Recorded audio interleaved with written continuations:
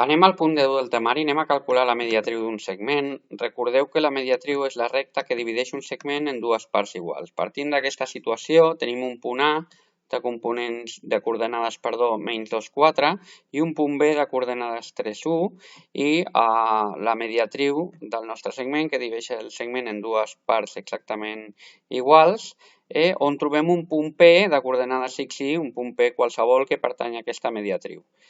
És fàcil entendre que la distància de A a P és igual a la distància de B a P. Per tant, per calcular distàncies entre punts, si us en recordeu, el que fèiem era calcular el vector i després el mòdul del vector. Doncs això és el que farem. Començarem per calcular els nostres vectors.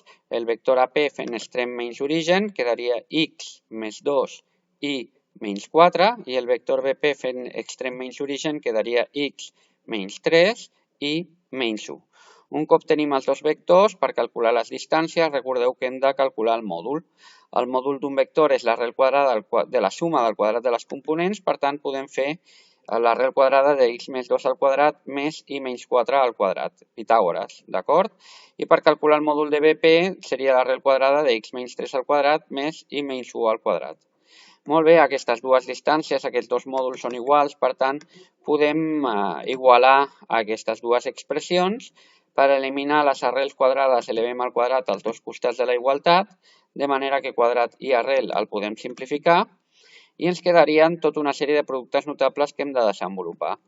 Aquí tenim el quadrat d'una suma, seria el quadrat del primer, x al quadrat, anem aquí, el quadrat del primer, x al quadrat, més dues vegades x per 2, és a dir, 4x, més el quadrat de 2, que donaria 4, el quadrat del primer i el quadrat menys 2i 4, 2 per i per 4, que donaria menys 8i, més 4 al quadrat, que donaria 16. Aquí tindríem el quadrat del primer, x al quadrat, menys 2 per x per 3, que donaria 6x, més 3 al quadrat, que donaria 9. Aquí tindríem el quadrat del primer i al quadrat, menys 2i per 1, és a dir, menys 2i, més 1 al quadrat, que donaria 1. Fixeu-vos que ara, quan agrupem els termes, les x al quadrat i les 6 al quadrat se'n van, d'acord? Ens quedaria, en canvi, 4x, aquest menys 6x quedaria positiu, més 6x, menys 8i, aquest menys 2i quedaria positiu, més 2i, i les parts numèriques 4, 16, aquest 9 que quedaria negatiu, menys 9i, i aquest 1 que quedaria negatiu també.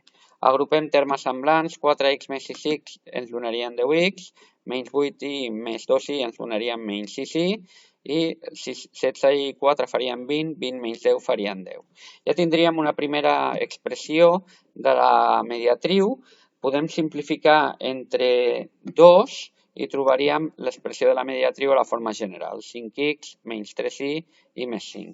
Si voleu la mediatriu a la forma explícita, doncs, com sempre, hem d'aïllar la nostra y.